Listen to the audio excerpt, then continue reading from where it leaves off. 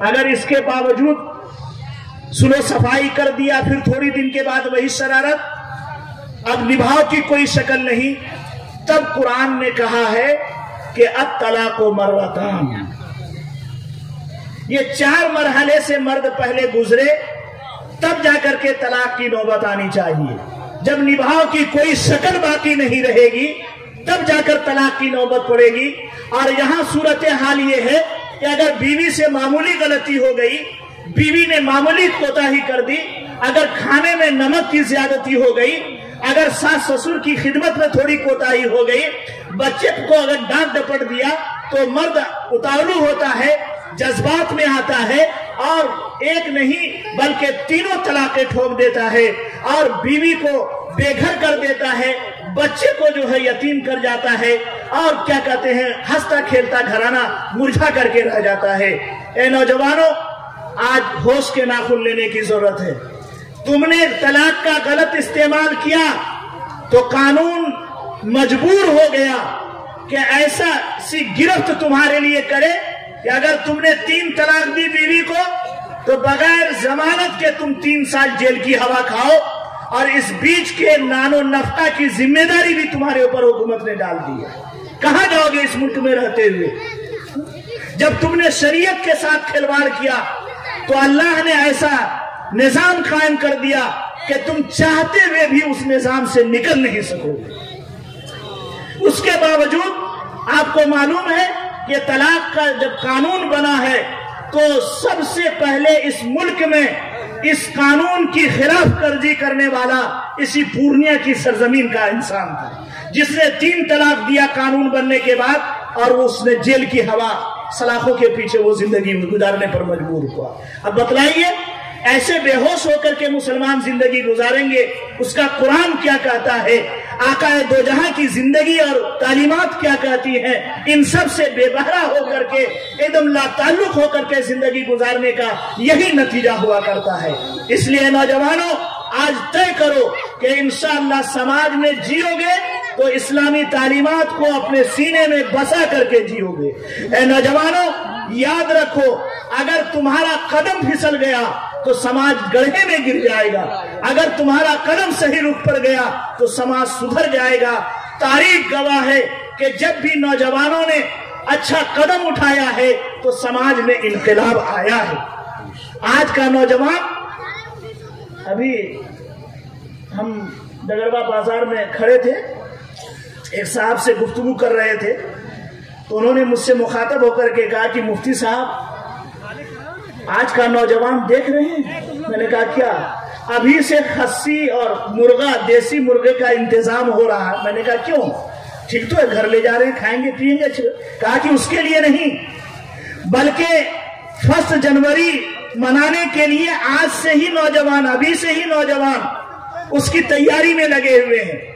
سمجھیے مفتی صاحب کہ ہمارے سماج کا نوجوان کس رخ پہ جا رہا ہے، کہاں بربادی کی طرف اس کا قدم اٹھ رہا ہے۔ جس رخ پر اس نوجوان کو چلنا چاہیے تھا، آج اس نے اس رخ سے اپنے چہرے کو پھیر لیا ہے، اور جو گڈھے کی طرف لے جانے والا، غیروں کے طریقے پر چلانے والا، اس رخ پر وہ نوجوان جا رہا ہے۔ اگر یہی صورتحال رہی تو اس سماج کو کار مذلت میں گرنے سے کوئی نہیں بچا سکتا ہے۔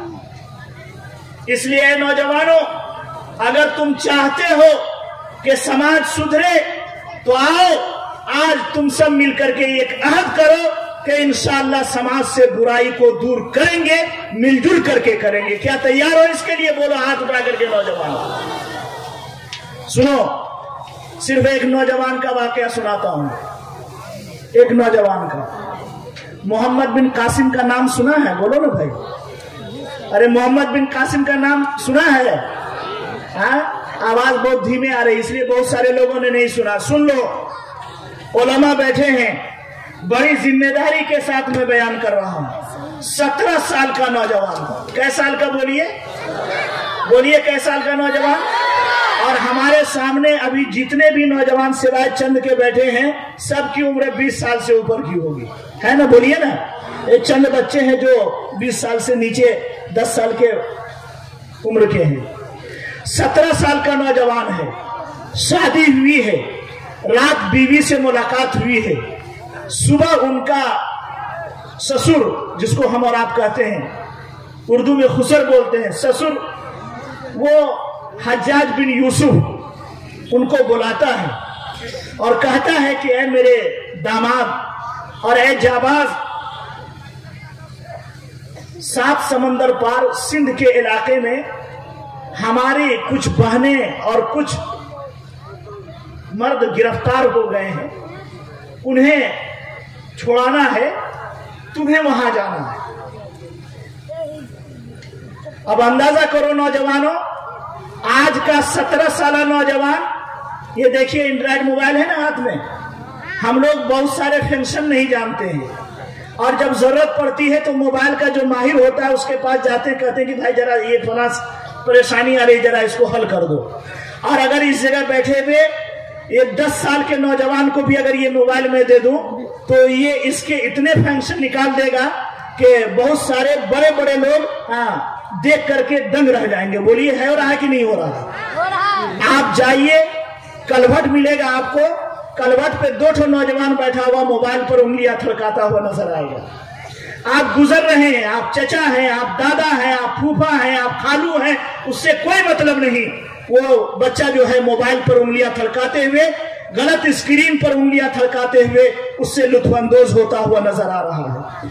और कल का एक 17 साल नौजवान है, उससे ये कहा जा रहा है कि 7 समंदर पार तुम्हारी कुछ बहनों की इज्जत खतरे में पड़ी हुई है। ए नौजवान, तुम्हें अपने उन बहनों की इज्जत की हिफाजत के लिए तुम्हें नई नवेलिन दुल्हन को छोड़कर कुर्बानी देनी है। अब अंदाजा करो, आज का 17 साल नौजवान मोबाइल से खेल रहा है। उस वक्त का उस 17 साल नौजवान जब उसने ये सुना कि मेरी बहन की इज्जत दांव पर लगी हुई है, हकीकी बहन नहीं है, इस्लामी बहन है, दीनी बहन है, समाज की बहन है, उसकी इज्जत खतरे में है, उसे बचाना चाहिए। वो 17 साल नौजवान मुट्ठी भर फौज को लेकर के 7 समंदर पार आकर के सिंध के इलाके में पड़ाव करता है, सिंध के इलाके में पड़ाव करता है। और उस वक्त के राजा दाहिर की सिंध में हुकूमत थी, वो एक खत लिखता है कि सुना है कि तुमने हमारी कुछ बहनों को और कुछ भाइयों को गिरफ्तार कर लिया है, हम उन्हीं को छुड़ाने के लिए आए हैं। आप वो बहनों को और भाइयों को मुझे हवाले कर दीजिए, मैं उनको लेकर अपने वतन वापस चला जाऊंगा। और नीचे दस्तखत होता है और वो खत वहां पहुंचता है दाहिर के पास। तो पढ़ने के बाद कहता है कि आखिर ये कौन है। उसने अपने हरकारे भेजे, अपना जासूस लगाया। जब गया वहां हरकारा तो देखा कि एक खूबसूरत सा नौजवान है, बहुत ही कच्ची उम्र है, 17-18 साल की उम्र का है और वो चिटाई पर बैठा हुआ है। बड़े बड़े लोग तलवार लटकाए हुए, धनुष लटकाए हुए, तरकश लटकाए हुए उसके इर्द गिर्द बैठे हुए हैं। और वो जो बोलता है, वो बड़े बड़े लोग जो बज़ाहिर बड़े बड़े बहादुर मालूम पड़ रहे हैं, उनकी एक एक आवाज को बगौर सुन रहे हैं बातों को। उस हरकारे को अंदाजा लग गया कि यही वो नौजवान है जो इन सब की कमांडरिंग कर रहा है। ये नौजवानों 17 साल नौजवान है। अब बतलाओ कि हिम्मत देखो, जुर्रत देखो और जलाल देखो कि उसके सामने बड़े बड़ों को बोलने की हिम्मत नहीं हो रही है, लबकुशाई की जुर्रत नहीं हो रही है। हरकारा आया, पूछा कि तुम्हारा कमांडर कौन है। किसी ने इशारा किया कि ये जो नौजवान बैठा हुआ है यही हमारा कमांडर है। उससे गुफ्तो सुनूदी भी कहा कि नहीं, जब तक मैं अपनी बहनों की इज्जत की हिफाजत नहीं कर लूंगा, मैं अपनी बहनों को नहीं लूंगा, उस वक्त तक मैं वापस नहीं जा सकता। हरकारे ने जाकर बतलाया उस वक्त के राजा को, सिंध के राजा को, कि ऐसी ऐसी बात है। पूछा कि क्या उम्र होगी, कहा यही 17-18 साल का नौजवान है। तो समझ गया कि इतना कच्चा खिलाड़ी मेरे मुकाबले में आया है, इसको तो हम कुचल कर रख देंगे। लिखा कि मेरे पास हाथी की फौज है, घोड़े की फौज है और ज़िरा पहने हुए लोगों की फौज है और इतनी इतनी फौजें हैं। कल मैदान में तुम अगर आओगे तो तुम पीछे चले जाओगे। उस नौजवान ने जवाब में लिखा کہ تم مجھے اپنے ہاتھی، اپنے گھوڑے، اپنے تلوار اور اپنے توپ سے مجھے ڈراتے ہو، کل میدان میں آنا، تم نے ابھی میرے بازو کو آزمایا نہیں ہے۔ تاریخ گواہ ہے، جب راجہ داہر سے محمد بن قاسم کی لڑائی ہوئی تو سورج غروب ہوتے ہوتے تلوار نے یہ فیصلہ کر دیا کہ وہ 17 سال کے نوجوان نے سندھ کے علاقے میں اسلام کا جھنڈا لہرا دیا۔ اے نوجوانوں، آج تم 17 سال کی عمر میں گلی ڈنڈا کھیلنے میں لگے ہو، موبائل سے کھیلنے میں مشغول ہو۔ اگر کوئی سماج کی بچیاں گزرتی ہیں تو ان پر جملے کسنے میں لگے ہوئے ہو، اگر کوئی سماج کی بیٹیاں گزرتی ہیں تو ان کو جھانکتا کرنے میں لگے ہوئے ہو، جبکہ وہ 17 سالہ نوجوان اپنی بیوی کو چھوڑا، اپنے سماج کو چھوڑا، وہ جان رہا تھا کہ ہم جس مہم پر جا رہے ہیں ہماری جان بھی جا سکتی ہے، لیکن اپنی بہن کی عزت کو بچانے کے لیے اس نے لبیک کہا۔ اور اے نوجوانوں، اگر آج تم سے کہا جائے کہ تمہیں اسلام کے لیے قربانی دینی ہوگی، تمہیں دین کے نام پر چلنا ہوگا، تمہیں یہ کرنا ہوگا، تو تم ہنستے ہو، مذاق اڑاتے ہو کہنے والوں کو۔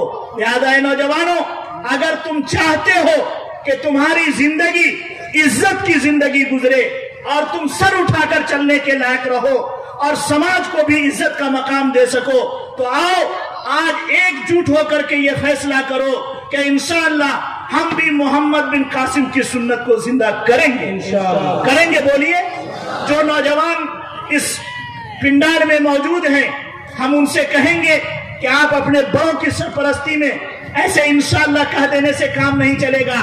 آپ کل ایک کمیٹی گٹھن دیجئے جس میں نوجوان رہیں اور کسی بڑے عالم اور بزرگ اور سماج کے ٹھیکیدار کو اس کی سرپرستی سونپیں اور کہیں کہ ہم لوگوں نے ایک کمیٹی گٹھن دیا ہے اور ہم نے طے کیا ہے کہ انشاءاللہ اب کوئی برائی ہمارے سماج میں نہیں ہوگی، کسی بیٹی پر غلط نظر نہیں اٹھے گی، اور اگر کوئی غلط کرے گا تو آپ جائیے اس کے ساتھ، کمیٹی کے لوگ نوجوانوں آپ ہاتھ جوڑیے، پاؤں پکڑیے، داڑھی پکڑیے، منت سماجت کیجئے اور کہیے کہ آپ یہ کیا کر رہے ہیں میرے بھائی، میرے چچا، آپ یہ کیا کر رہے ہیں، اس سے سماج بدنام ہو رہا ہے، مسلم سوسائٹی بدنام ہو رہی ہے، ہم اور آپ بدنام ہو رہے ہیں، اللہ کے واسطے اس کو چھوڑ دیجئے۔ اگر نوجوانوں نے یہ طے کر لیا اور کمیٹی گٹھن کر لی اور اپنے بڑوں کی سرپرستی میں یہ قدم اٹھایا تو انشاءاللہ کسی سماج میں کسی بیٹی کی عزت نہیں لوٹی جائے گی، کسی بیوی پر ظلم نہیں ہوگا، کسی عورت کو گالی نہیں دی جائے گی،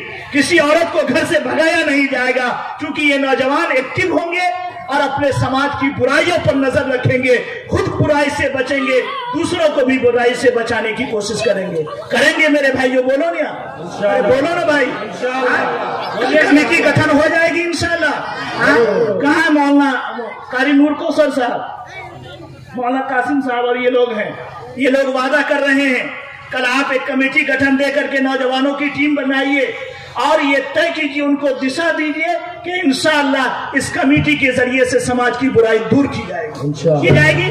دیکھیے مرکی ہوتی ہے نا، مرکی ہوتی ہے نا، ہمارا ٹائم ہے نا، کیا مرکی ہوتی ہے نا، مرکی تو فوراً ایک کمیٹی زندہ ہوتی ہے کہ باہر سے آنے والوں کے لیے کھانے کا انتظام کیا جائے گا۔ بولیے ہوتا ہے کہ نہیں؟ بات سماج میں پہلے سے کمیٹی بنی ہوئی ہے، جس کھانے کی کوئی اہمیت نہیں، جس کھلانے کی کوئی ضرورت نہیں، اس کے لیے کمیٹی بنی ہوئی ہے، اور جس برائی کو دور کرنے کی ضرورت ہے اس کے لیے کوئی کمیٹی نہیں، کوئی گٹھن نہیں، کوئی سنگٹھن نہیں۔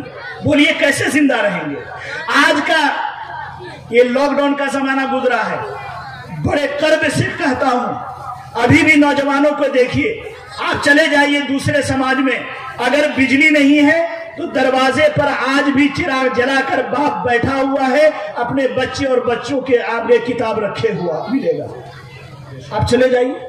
لیکن اسی جگہ آپ اپنے سماج میں چلے جائیے تو باپ بھی جو ہے دکان پر بیڑی اور سگریٹ پیتا ہوا ملے گا، اور اس کا بچہ بھی جو ہے اور شام کے وقت بھی جو گلیوں میں دوڑتا ہوا اور ایک دوسرے پر برتیاں کستا ہوا نظر آئے گا۔ بولو نظر آ رہا ہے کہ نہیں آ رہا ہے؟ اگر نوجوان یہ طے کر لے کہ انشاءاللہ ہمارے سماج کا کوئی بچہ بیکار نہیں ہوگا، اگر والدین طے کر لیں کہ ہم شام میں گھر میں رہیں گے، اپنے بیٹے اور اپنی بیٹیوں کو اپنی نظر کے سامنے 2 گھنٹے پڑھنے کے لیے کہیں گے، گرچہ ہم خود پڑھے ہوئے نہیں ہیں لیکن بچوں کے سامنے کتاب رکھ کر کے ان کو احساس دلاتے رہیں گے تو ایک وقت آئے گا کہ بچوں کو یہ احساس ہو جائے گا کہ ہمارے اندر بھی کچھ صلاحیت ہے، ہمارا باپ چاہتا ہے کہ ہم اس صلاحیت کو بروئے کار لائیں۔ بولو وہ نوجوان آگے بڑھے گا کہ نہیں بڑھے گا؟ ارے بھائی اے پی جے عبد الکلام کا نام سنے ہیں؟ بولیے نا بھائی، ارے سنے ہیں؟ کون پردھان منتری گزرے ہیں کیا؟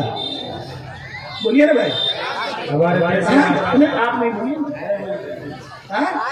اور راشٹرپتی گزرے ہیں، راشٹرپتی گزرے ہیں اتنے جانتے ہیں نا، اور میزائل مین ہے اتنا ہی جانتے ہیں۔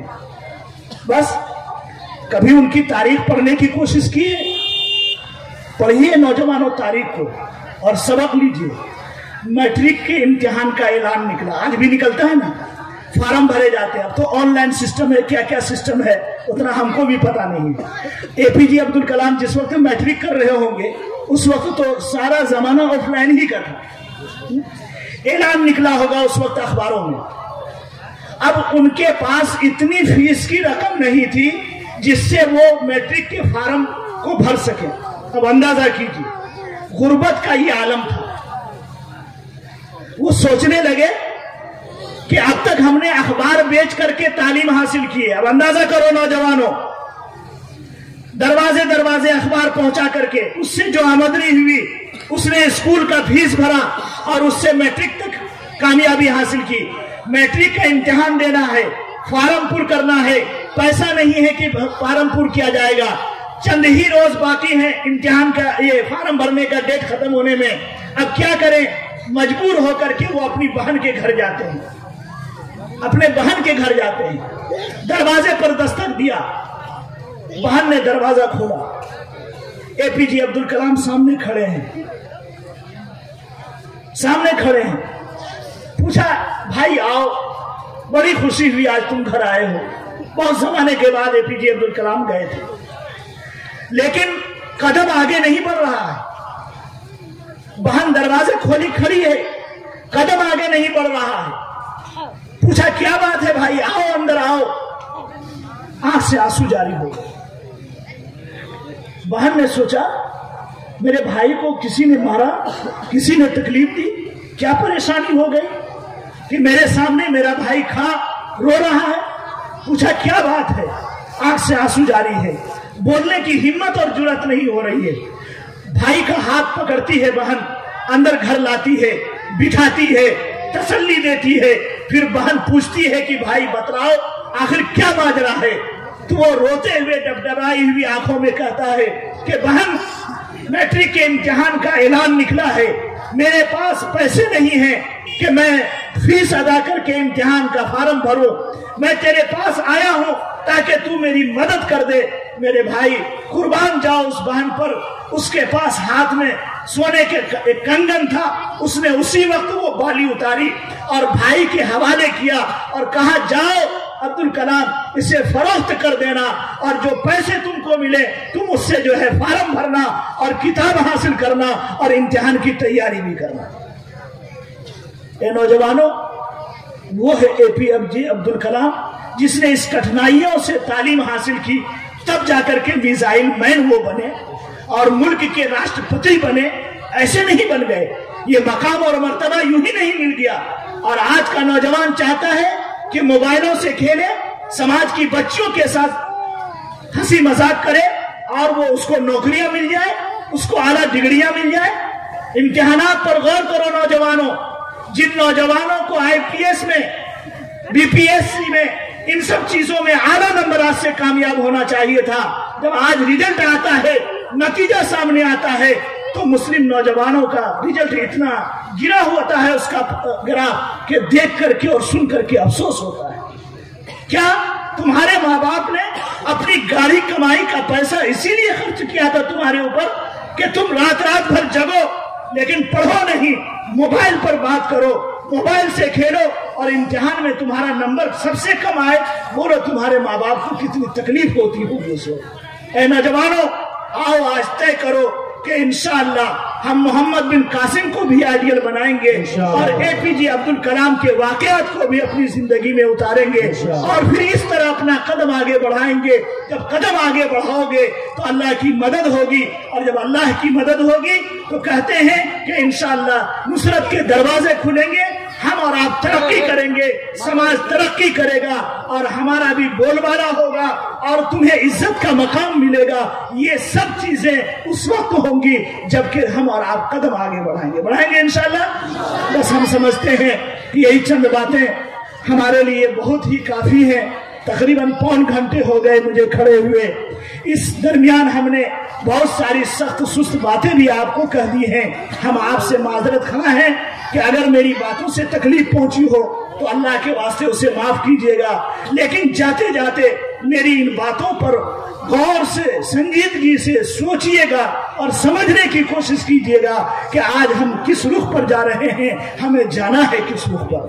اللہ تبارک و تعالی ہمیں اور آپ کو صحیح سمجھ عطا فرمائے.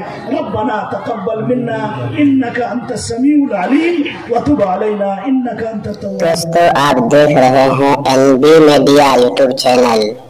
اس طرح ویڈیوز آپ کو ملتا رہے گا. لائک اور سبسکرائب ضرور کر لینا اور اس ویڈیوز کو اپنے دوستوں میں شیئر ضرور کرنا. پھر ملتے ہیں ایک اور اچھی ویڈیوز لے کر. تب تک اجازت دیجیے. السلام علیکم. خدا حافظ.